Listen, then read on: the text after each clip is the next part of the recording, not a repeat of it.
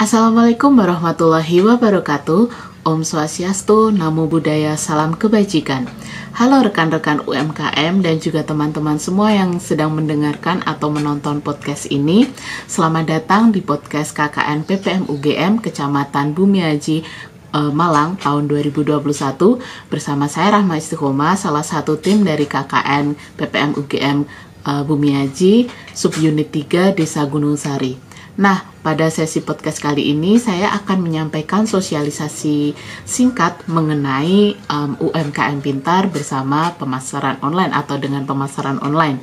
Nah, video ini kita akan menjelaskan pemasaran online dengan pendekatan 5W+1H dengan tambahan penjelasan dari seseorang yang telah cukup lama berkecimpung di dunia bisnis online menggunakan dan juga melakukan pemasaran online.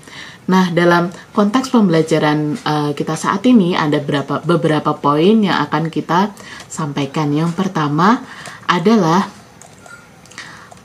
pengenalan tentang program sosialisasi UMKM dan pemasaran online. Yang kedua adalah pemaparan konsep 5W+1H dalam pemasaran online. Yang ketiga adalah tips and trick dalam melakukan pemasaran online lewat social media. Dan yang keempat adalah sharing pengalaman bermedia sosial sambil berjualan. Nah, kita akan masuk kepada sesi yang pertama, yakni pengenalan konsep 5W+1H. Sebenarnya apa sih 5W+1H ini? Kenapa menjadi penting untuk menjadi poin dari pendekatan pemasaran online? Nah, dalam konteks pembelajaran kita saat ini, 5W+1H dapat kita detailkan sebagai berikut. W yang pertama adalah what. Apa itu pemasaran dan apa itu pemasaran online dan apa saja keuntungan dari pemasaran online ini. W yang kedua adalah when. Kapan UMKM melakukan pemasaran online. W yang ketiga adalah where, di mana jalur UMKM dapat melakukan pemasaran online. Dan W yang keempat adalah who, siapa UMKM yang sebaiknya melakukan pemasaran online. W yang kelima adalah why, mengapa UMKM sebaiknya melakukan pemasaran online. Dan yang terakhir adalah how, bagaimana cara UMKM melakukan pemasaran online. Yuk kita mulai pembahasan kita kali ini. W yang pertama, yakni apa itu pemasaran dan apa itu pemasaran online, juga apa saja keuntungan apabila kita melakukan pemasaran online. Yang pertama, pemasaran dapat dijelaskan sebagai suatu kegiatan untuk mengenalkan produk atau jasa yang hendak kita tawarkan kepada calon konsumen. Berbeda dengan penjualan yang berfokus untuk mendorong pembelian oleh konsumen, pemasaran berfokus pada apa yang coba kita tawarkan atau pesan apa yang coba ingin kita sampaikan kepada dari calon konsumen ini. Inilah yang akhirnya membuat mereka tertarik untuk mengetahui lebih dalam tentang apa yang coba kita tawarkan, dan pada satu titik akan mendorong para konsumen ini untuk akhirnya melakukan pembelian. Nah, dari penjelasan ini kita dapat menyimpulkan bahwa kegiatan penjualan dan pemasaran sebenarnya adalah dua hal yang berbeda tetapi saling terikat. Pemasaran yang baik akan mendorong pembelian dan akan mendorong angka penjualan lebih tinggi. Lalu apa itu pemasaran online? Sesuai namanya, berarti pemasaran ini dilakukan menggunakan cara-cara online dengan sarana media internet. Nah, berbeda dengan model pemasaran lama yang menggunakan billboard, poster, koran, iklan di TV atau media lainnya, metode pemasaran online ini dapat dilakukan oleh siapa saja dan di mana saja, memiliki biaya yang relatif lebih terjangkau, serta mendapatkan pasar luas yang hampir tidak terbatas. Nah,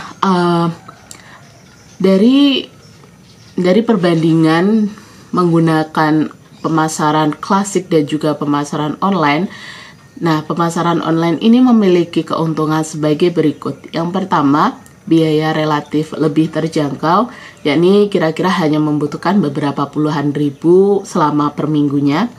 Yang kedua, dapat dikerjakan sendiri tanpa membutuhkan tim yang lebih besar sehingga kontrol sepenuhnya dapat dari diri kita sendiri. Yang ketiga, dapat meraih pasar dengan jangkauan yang sangat luas. Pemasaran online memungkinkan kita untuk terkoneksi dan menjangkau batas-batas antar kota, wilayah provinsi, bahkan antar negara sekalipun. Nah, dari pemasaran online ini kita juga dapat mendapatkan keuntungan, yakni ada hasil yang terukur. Jadi iklan yang kita tawarkan, produk-produk yang kita tawarkan ini di media sosial atau media internet lainnya ini dapat diukur. Pemasaran online ini kan dapat menjangkau aktivitasnya, berapakah besaran yang telah menonton iklan kita, demografi mana yang paling menyukai produk atau jasa kita, kota mana yang paling berpotensi untuk menyumbang calon konsumen untuk produk kita. Juga ketertarikan para audiens ini juga dapat diukur menggunakan alat digital khusus dan juga algoritma yang ditawarkan oleh pemasaran menggunakan platform online. Nah, kita masuk ke W yang kedua, yakni kapan UMKM dapat melakukan pemasaran online. Jawaban dari W kedua ini akan berkaitan dengan W yang keempat, yakni siapa UMKM yang sebaiknya melakukan pemasaran online. Pemasaran online disarankan dilakukan sedini mungkin ketika usaha mulai dirintis untuk membantu pertumbuhan bisnis. UMKM yang sudah mapan pun bisa memulai untuk melakukan pemasaran online untuk menunjang bisnis yang telah berjalan selama ini. Pemasaran online membutuhkan waktu yang cukup lama sehingga semakin kita memulai prosesnya lebih cepat, semakin cepat pula kita akan menikmati hasilnya. Nah, kita masuk kepada W yang ketiga, yakni di manakah jalur UMKM sebaiknya dilakukan? Nah, jalur pemasaran online ini sangat beragam jenisnya, namun dapat disederhanakan menjadi 3 jenis, yakni pemasaran online menggunakan media sosial, pemasaran online menggunakan marketplace, dan pemasaran online dengan menggunakan website. Nah, contoh dari media sosial yang sedang tren saat ini misalnya, kita bisa melakukan pemasaran online lewat Instagram, TikTok, Facebook, Twitter, dan media sosial lainnya. Sedangkan dari marketplace, kita tahu telah banyak sekali marketplace yang bertumbuh dan berkembang di Indonesia seperti Shopee, Tokopedia, Bukalapak, Blibli.com, dan lain sebagainya. Dan untuk website, ini adalah website yang khusus dibuat oleh para pemilik UMKM sendiri. Jadi dari website ini kita dapat mengelola sendiri bagaimana produk kita ditampilkan, cara pembelian seperti apa yang kita tawarkan, dan produk-produk atau diskon apa saja yang coba kita berikan kepada calon konsumen. Nah, dari penjelasan tersebut kita akan mulai pada sesi berbagi pengalaman dari seorang anak muda yang telah lama berkecimpung di dunia bisnis menggunakan digital marketplace dan juga melakukan pemasaran online secara berkala sehingga bisnisnya ini bisa terus berkelanjutan sampai sekarang. Nah, coba kita simak penjelasannya. Assalamualaikum warahmatullahi wabarakatuh. Selamat pagi Bapak, Ibu, dan teman-teman semuanya. Sebelumnya perkenalkan, nama saya Oktaviana Gunawati, biasa dipanggil Okta atau Tata. Saya seorang mahasiswa komputer akuntansi umur 21 tahun dan saya seorang pengusaha muda. Untuk saat ini, saya sedang menjalankan bisnis online shop, di mana alhamdulillahnya saya sudah memiliki 4 brand bisnis online shop, di mana keempat bisnis online shop saya ini menjual produk yang berbeda-beda.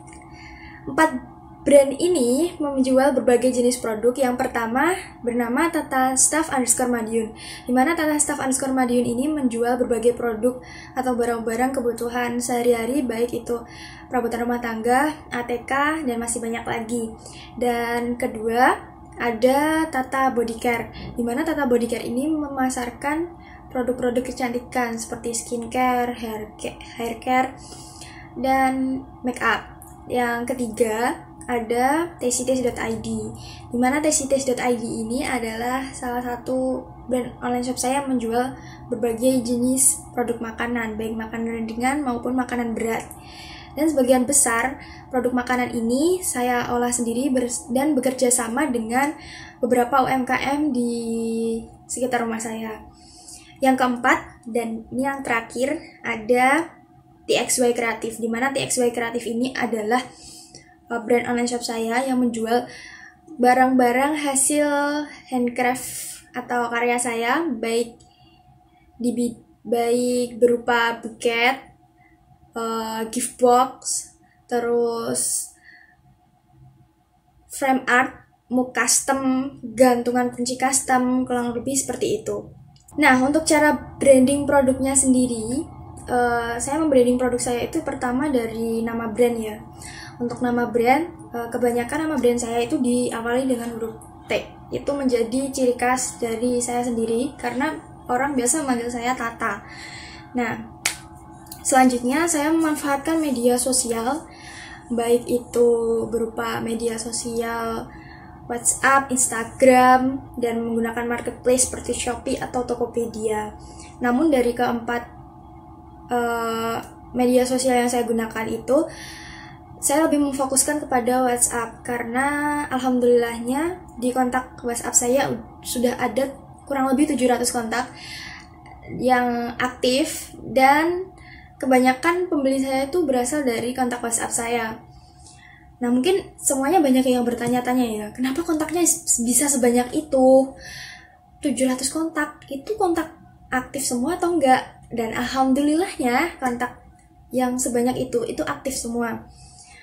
Dominan ya isinya, mulai dari umur anak-anak, remaja, dan dewasa. Kenapa saya bisa mendapatkan kontak sebanyak itu? Karena saya suka bersosialisasi, saya suka mengikuti berbagai kegiatan, dimana sekarang komunikasi pastinya menggunakan WhatsApp ya yang sering digunakan. Dari cerita pengalaman teman UMKM kita tadi, kita dapat menyimpulkan bahwa kita perlu untuk melacak tren media sosial yang sedang berkembang saat ini, apakah itu Instagram, TikTok, atau media sosial lainnya di masa depan. Nah, dari melacak keberadaan tren penggunaan media sosial tersebut, kita bisa melihat kecenderungan apa yang dicari di media sosial tersebut, dan presentase pengguna dari media sosial tersebut menggambarkan demografi seperti apa, apakah melalui pengukuran umur, ataukah gender, atau tak lokasi dari para pengguna media sosial tersebut. Namun ada juga pemasaran yang sukses melalui WhatsApp menggunakan metode pemasaran online dengan WhatsApp Story atau status WhatsApp. Ini menjadi salah satu cara untuk melakukan pemasaran online bagi usaha yang telah mapan dan juga telah memiliki pelanggan setia karena telah saling terikat dan ada rasa saling percaya. Sehingga kontak WhatsApp bisa dijadikan sumber utama dari objek pemasaran online. Nah, W yang kelima adalah mengapa UMKM sebaiknya melakukan pemasaran online. UMKM sebaiknya melakukan pemasaran online karena untuk mengikuti perkembangan zaman dan tren terbaru dari cara pemasaran online untuk produk dan jasa yang coba kita tawarkan. Nah, sebagai gambaran untuk Indonesia saja, riset media sosial Hootsuite dan platform media We Are Social menunjukkan bahwa ada sekitar 64% dari total keseluruhan penduduk Indonesia telah terkoneksi dengan jaringan internet. Ini berarti ada sekitar 174 juta orang berpotensi untuk menjadi konsumen dari produk atau jasa yang coba kita tawarkan. Nah, cara paling mudah untuk menyentuh dan mendekati mereka atau para pengguna jaringan internet ini adalah melalui pemasaran online dengan basis media sosial, marketplace, atau website.